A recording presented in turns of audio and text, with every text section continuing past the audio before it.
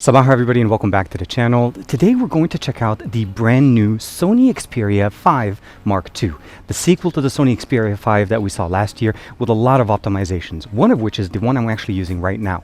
I'm using the audio jack to be able to get an audio input directly from the microphone that I have on me, and of course we're using the HDMI out to be able to show you guys this nice little monitor kind of on-the-go setup that I like to use with it to be able to shoot video with the new system on Cinema Pro.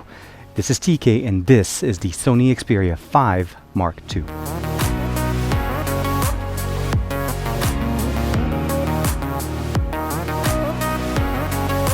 Like and subscribe and make sure you hit that bell icon so you're always notified to whenever we have new videos on the channel. So we finally have it, the brand new Xperia 5 Mark II.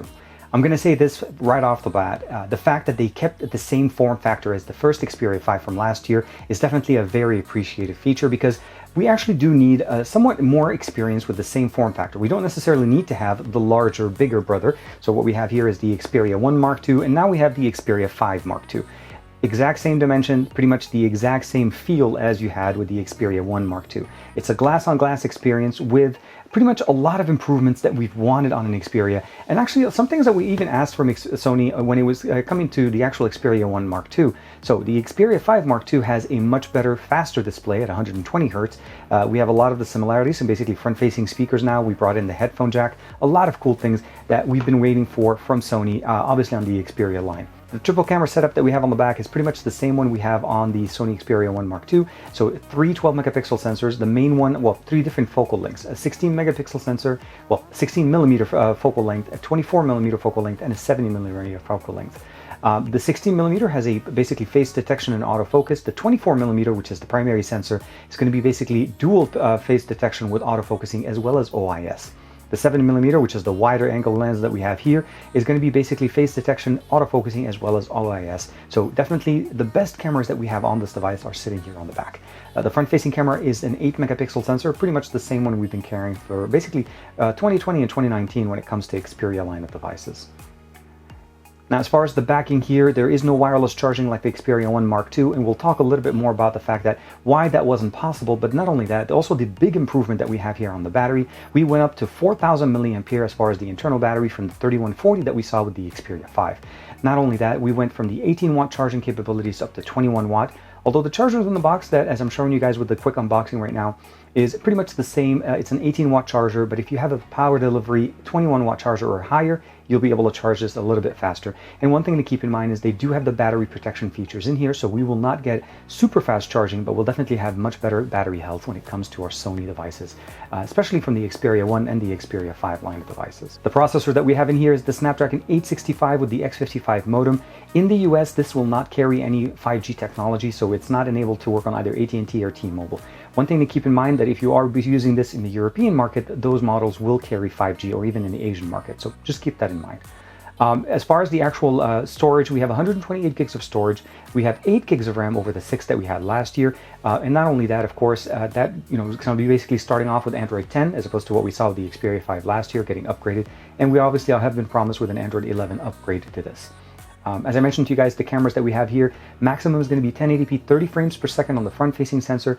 And if you're using the default camera app with the Sony device that comes with it, maximum will be 40K 30 frames per second. But when we jump into Cinema Pro, or basically the two Pro camera tools, so Photo Pro and Cinema Pro, again, similar to the way we saw in the Xperia 1 Mark II, is essentially where you're able to go to 4K 60 frames per second, but not only that, also the ability of jumping in to 4K at up to 120 frames per second for slow motion. No sound, but definitely the experience of using 4K 120 frames per second is definitely a unique experience that not even very well flagship devices in 2020 carry this feature. Now, of course, within the Photo Pro, we do have right out of the box RAW and JPEG support, so where the Xperia 1 did not have that. But of course, here this kind of actually mimics exactly the I would say the Sony Alpha experience that we are expected to use with this device. So we have 3 camera apps. There's the default camera app, as I mentioned to you guys, and of course we have the Photo Pro and Cinema Pro. We have a dedicated button specifically put here that we can program to basically launch. Here we can launch the Camera Pro, and I also have the ability of configuring it so that I'm also able to do this. If I press and hold it a little bit longer, I'm able to launch the Cinema Pro on top as opposed to basically launching the Camera Pro. So some nice features there. We also have a dedicated voice assistant. So this is the Google Assistant, not a remappable button. The power button and the fingerprint sensor are actually housed in the exact same spots here where we had a separate button for the Xperia 5. And of course, as I'm showing you guys real quick here, we have the volume rocker on the top, we have the microphone, and you can definitely see some of the differences between this and the Xperia 5 from 2020. One thing to mention though, that the SD card or the SIM tray here is slightly a different one because we actually support up to 2 SIM cards on this device. So either 2 SIM cards or a SIM card and an SD card to be able to expand the 128 gigs of internal storage that we have here. So from a storage capability, again, expandable with an SD card, which is definitely nice. Android 10 in the box, a 4000 milliampere battery, NFC support in the back, 12 megapixel sensors, triple on the back. We do not have that time of flight sensor that we have on the Xperia5 Mark II, but again, that's mostly intended for portrait imagery. But the autofocusing, basically the burst shot and continuous autofocusing for humans and for animals is still here and definitely very nice and appreciated. Of course, a very nice DAC that supports the headphone jack on this device. And the last thing to mention, we have an IP65 and IP68 certification on this device for obviously water and dust resistance. Although both of these devices look and pretty much feel the exact same way, honestly, aesthetically, they're very close and you can kind of see a very small amount of more rounding here on the edges. But when it comes to the sensors, they're in the same spot. The NFC tags are in the same spot. We have the same name, of course, Sony. We have the same number of buttons on the left side, but the difference obviously is that second button there is not a power button, it's the assistant button. Although, just to kind of reference, you are able to wake up the display with it, but it actually, again, launches the assistant. So just keep that in mind. And unfortunately, currently no option to remap it. I'm hoping we'll have that option in the future. But again, as I mentioned, they both pretty much occupy the same space, the same 6.1-inch display, 60 Hertz here, 120 Hertz here, and of course, the experience is slightly different with the 855 as opposed to the 865. A nice upgrade, and of course, appreciated for anybody that is anybody that enjoys content creation and content consumption on a Sony. As far as the launcher, it's pretty much the similar experience we've seen with Sony. Minimal launcher, customizable by pressing and holding. You can change the wallpaper, widget, home screen settings, change it, basically notification dots, show the Google app, which essentially is swiping to the left, very nice. And of course, you can add multiple screens, and of course, the app drawer is sitting right there. The search bar is present on the bottom. We have the ability of obviously turning on dark mode, as you can imagine, customizing basically the options here. So dark theme is off. You can turn it off and then turn it back on if you'd like with the toggle that you have in here. Jumping over here, for the most part, all I have here, one account, and it's just asking me to add more stuff. So under the settings, we'll notice we have network and internet, which is essentially where you can configure those 2 SIM cards again, 4G LTE in the US, but 5G support in the European market. Device connection, of course, for NFC, Bluetooth, and TV connections. Appearance, this is where you can customize the wallpapers, the ambient display, since we have an always-on display, and of course the clock are all customizable within that section. App and notifications, you can jump in here and go in and customize them. And of course, what we can jump in is, of course, see the brand new battery here. Again, 21 watt is the maximum charging capacity or capability that we're able to do. Unfortunately, not with the included charger, but if you have another PD charger that is a higher rating, it will charge at that rate. We do have stamina mode and, of course, apps running. Adaptive battery and battery percentage, you can turn that on in there. And it also has a feature where if you're charging the device overnight, that it will actually won't charge it till a specific time. So it almost sets itself a timer to get to the point where it's able to charge it. So definitely battery care is very nice. So you have an automatic, custom, always on. And of course, it'll also give you this nice little ability of customizing the experience in here. You can turn it on or have it turned on for you by default. Very nice. And again, an upgraded 4000 milliampere battery as opposed to the 3140 from last year in the same form factor, which could have caused them to actually, and of course they included the headphone jack, so that could have caused the reason why we don't have wireless charging. So for that reason, for me, I prefer a larger battery, faster charging, and of course the headphone jack, if that's basically the compromise we have to go down the road with. As far as the display, we have a few options in here. We have the image quality option where we're able to turn on creator mode or standard mode where it's actually configured correctly. This is not where we're going to be able to turn on and turn off 120 Hertz, but again, by default, it's set to be standard. You have auto creator mode, which will launch with whenever you're playing movies. And just keep in mind that creator mode is intended to basically play the content in a video format or in an experience the way the video creator initially intended for it. The device is a 21:9 aspect ratio, which makes it very basically cinematic experience built in. We of course have video image enhancement. You can turn it on, of course, and check it out. And you can kind of see here the different little preview that they give us of what it's supposed to look like. Now, you can have the device in creator mode all the time, but my recommendation would be is just to have the automatic, or if you want to turn it on, you can jump back in right away. We do have the ability of basically customizing the white balance. Again, same thing. We can customize it only when we're able to turn it on. So first turn it on, go into cool, and you'll notice here that the D65, D61, all the way to D93 are customizable if you want to go in but I prefer to keep my device or the display running as cool, more of a cooler temperature to it. Now the refresh rate is pretty simple. You either turn it on or turn it off. So if you're running at 120 Hertz, it's going to be on all the time, and you'll be able to use it in all the different elements that utilize it. And what I mean by this essentially is once you have that feature on, you're able to actually jump in and use the different experience. So this is kind of a quick, easy way to show you guys that we're running 120 Hertz, 120 frames per second refresh rate on this device, and it's supporting it all the way from 30, 60 to 120. Very, very nice and very easy. Just turn it on and enjoy the content. As far as the sound, we have Dolby Atmos as far as the configuration for audio settings. You can go in there, turn it on. The DSE Ultimate, as well as the intelligent wind filter that will also help us in video, which helps us reduce almost like external audio interfaces interference when we're making videos.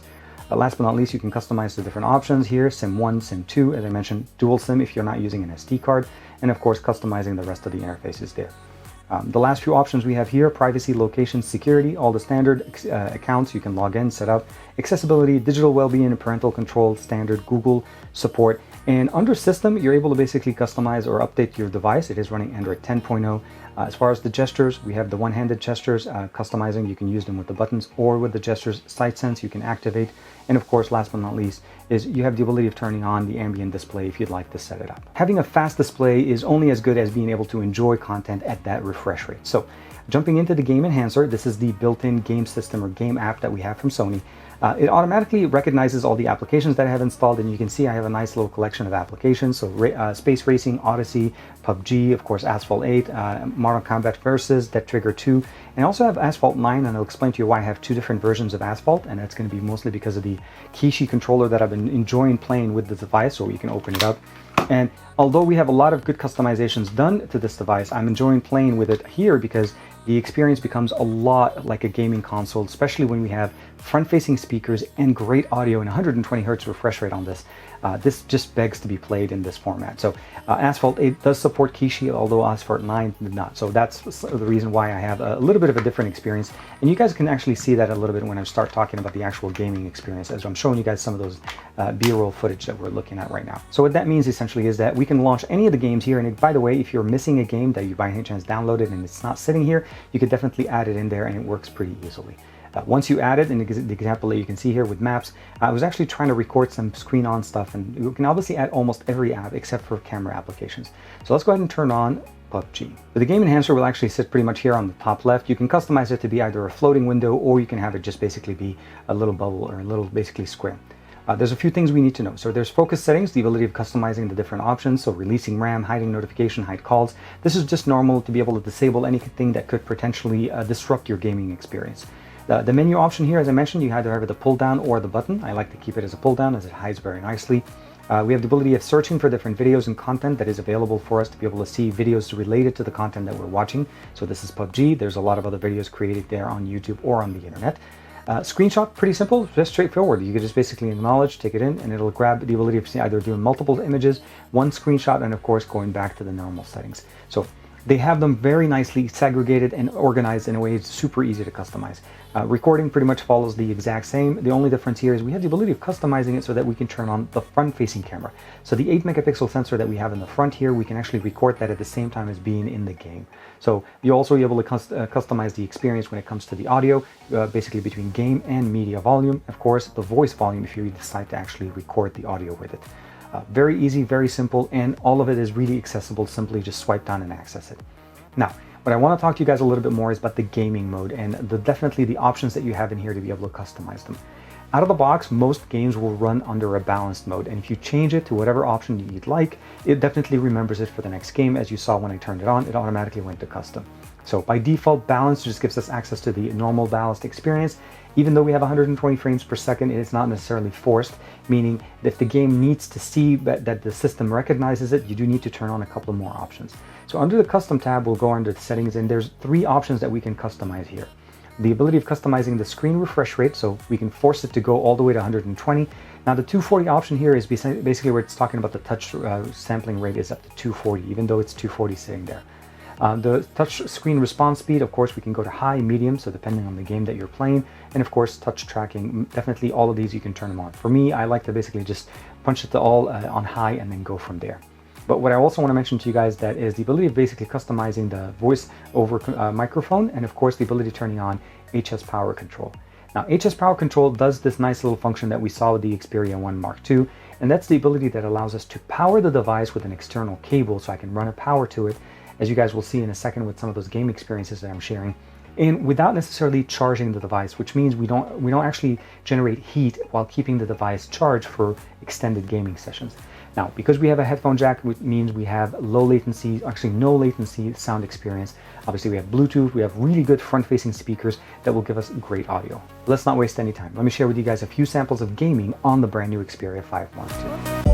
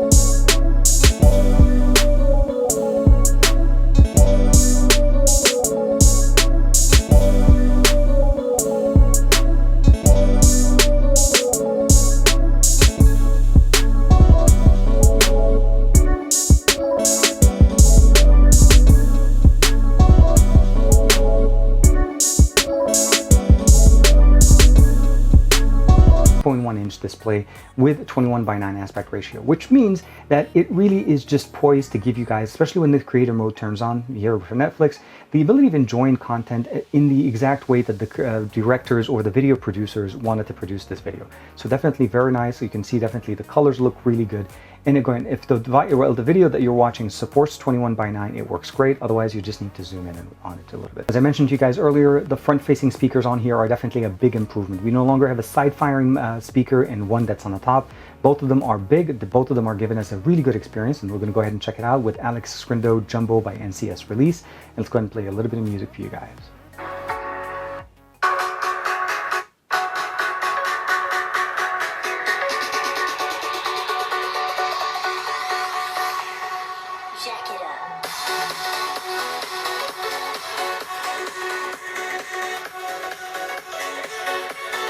So definitely sounds really good. Again, Dolby Atmos configuration, you're able to turn that on and customize the experience when it comes to audio. Gaming on this is going to be really nice. Again, you can fine tune the experience down to the game, and it will save all the settings for each game that you have installed. And if you don't see the game directly within the game enhancer, you definitely can turn it on and just get a chance to play some Call of Duty. And again, there's a big partnership with Call of Duty here. The gameplay, as you saw, is just buttery smooth. And as I'll show you guys in a second, some of the benchmarks that I was able to get while I was playing games. Now that we've covered the gaming experience, the new upgrade to the display, let's go ahead and talk about Cinema Pro and Photography Pro. Both of these camera applications are intended to use the system to the fullest extent, and you can definitely see here I've been doing a lot of different samples going on. We have access to all three different systems here, but you need to understand that Cinema Pro uses the cameras as a project format, meaning if I start shooting my content in one format, meaning 24 millimeter on this lens, the 12 megapixel sensor, it's going to stick to this and it will not allow me to change it. So you'll notice right there 4K cannot be actually changed, so it's jumping me into a new project for me to be able to basically create content using the second sensors. Again, you'll notice right there it's locked. And this is mostly because of the way it works. It likes to keep the footage consistent in the same format so that it gives you a better experience. We have an audio meter here on the left, of course, how much what the codec that we're using, H.265, 65% of course for the battery level, the remaining storage on here, and of course we have a digital level display. You're able to turn it up and obviously turn off the different measurement here. Of course we have the nice little white balance. It's definitely overexposed over there. We have a grab for screen grab, and of course this is just video recording. As I mentioned to you guys at the beginning, this is capable of going all the way to 120 frames per second. I'm going to share with you guys a clip there of my son jumping. This was again shot in 4K at 120 frames per second. There is no audio. Most of the time slow motion videos does not actually get any audio with it. Now, even though it's recorded at 120 frames per second, on the actual device, it registers at 4K 24 frames per second. So just keep that in mind, but when you play it back, you'll be able to control the actual configuration there. Now, jumping over to the Camera Pro application, again, this is exactly the same experience as you're getting with the Cinema Pro. The difference here is this is literally more of an experience if you ever used a camera from Sony, like an Alpha camera, or even the RX-7 cameras. So we have automatic mode, shutter priority, and of course manual mode. And you can customize your different experience. You are able to basically, let's go and jump into shutter priority. You're able to jump between the three different lenses, and you're able to actually kind of customize it. So like, let me show you what I mean. So here's the 70 millimeter. I'm actually able to zoom all the way up to 200 from this. So it goes from 70 to 200, from 24 to 70, and of course from the 16 it goes from 16 to 24. So essentially giving us that trinity of lenses that we always should have as professionals: a 24, a 16, and a 70 millimeter. And you're able to also, again, go with the 70 millimeter all the way up to 200 millimeters. And again, that'll be basically the best that you're able to go into. Most of the tricks that are in here for best performance will be on the 24 millimeter sensor, which essentially is the main primary sensor. We have burst shot, of course, ISO configuration. Of course, here we have the exposure. We can lock the actual interface. And this is also the ability of changing from single shot to high burst shot if you want to be able to shoot up to 20 frames per second. Now, Sony still includes a standard camera application that you're able to use to take video with basically all the sensors on here. The 8 megapixel sensor is only accessible through this application. So for front-facing video, 1080p 30 frames per second front-facing video, this is pretty much the best that you're able to get. And you have to use this app. If you're using it, obviously for the back sensor, you're able to use all three sensors, but the maximum resolution here is 4K 30 frames per second. The 4K 60 and the 4K 120 are reserved to Cinema Pro. But other than that, you're able to use the sensors. Personally, I recommend if you're going to use this for front-facing video, definitely use the default camera app. That'll be the best experience you're able to get there. But for anything else, I would recommend you jumping into Photo Pro or Cinema Pro. And as I mentioned to you guys at the beginning, you have actually the ability of customizing this button. So if I press and hold the button right now, it opens up the Camera Pro application. And you can customize it there. One thing I was able to also do on this, if I press and hold the button, I can actually allow it to launch Cinema Pro on top of it by remapping the button functionality. So very nice, very easy, very simple, and all in here. Now, regarding the front-facing camera here on the Xperia5 Mark II, it's an 8 megapixel sensor. It's the same one that we've seen in the past. I'm using the default standard camera application to be able to do this video because the Cinema Pro and the Photography Pro only recognize the back sensors. So think of it as Sony Alpha camera. It only has front-facing, front-facing sensors. It doesn't actually really recognize anything on the primary side, like the main shooter here in the front. So short answer, for video calls, this is going to be fine. General, pics, as I'm showing you guys right now, a few pictures here and there with the front-facing camera, I don't think it's going to be a bad camera. Realistically, if you're getting the Xperia 5, you're really getting it for the sensors on the back. The sensors that we have on the back are truly the star cameras of this device. And what I mean by this, even if you're using the Cinema Pro or you're using the default camera app, you're going to be able to get some really good footage out of it. What I would probably say though is that just think of this as an alpha camera. It's really meant to be used with these sensors. One thing I would probably say though, if you're these type of videos, we actually can't do these type of videos by ourselves with the Cinema Pro app, because you can't really compose the picture and make sure that you're exposing correctly for the subject. So that's really more of a creator base. So that's why I'm not actually using the internal, like the Cinema Pro, to do a handheld video. I'm using the default camera application, 4K 30 on the back, 1080p 30 on the front. If we want to go to 4K 60 or even 4K 120, then we need to use the Cinema Pro app. To try to put it in a few words, there is a lot to talk about in the Xperia 5 Mark II. Today's video is pretty much focusing on the experience and some of the things that got upgraded and the improvements that we've seen here.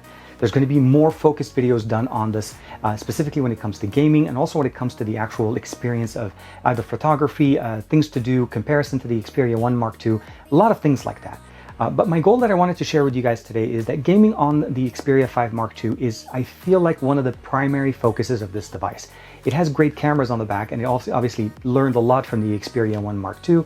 But I feel like the 120 frames per second refresh rate, the customization with the game enhancer, the ability of having HS power control, the headphone jack, are all really talking to the gamer side of me that right now is just giggling for this. Because the reality of the matter is, in a smaller form factor, this is definitely a competitor. The 21:9 aspect ratio gives us a much better field of view when we're playing with the device in hand. But if you decide to, let's say, go with something else, like I said, with the Kishi controller directly from Razer, you're able to expand that experience because your hands get a little bit further out. You're still getting that 120 frames per second, again with supported games, the stereo speakers, and of course the entire experience is just screaming crazy good experience. So let me know in the comments below, what do you guys think of the Xperia 5 Mark II? Definitely thank you very much for all of the support, and I hope you guys are as excited about it as much as I am. Pre-sales are going to start off on the 29th with basically a $950 price tag, but there's going to be, for pre-orders, a $400 rebate, or basically combination of headset, power, basically I think power bank, and some accessories that will actually in a way sweeten the spot there. If you think about it, it's not going to be as bad of a pill to swallow on that. I think all the improvements that they've done over the Xperia 5 are well justified in the price increase. But again, this is an Xperia. It is, again, just giving us what Sony feels are just the best of the best when it comes to gaming and, of course, photography on their devices. Thank you very much for the support. Like and subscribe as usual, and I'll see you guys in the next video.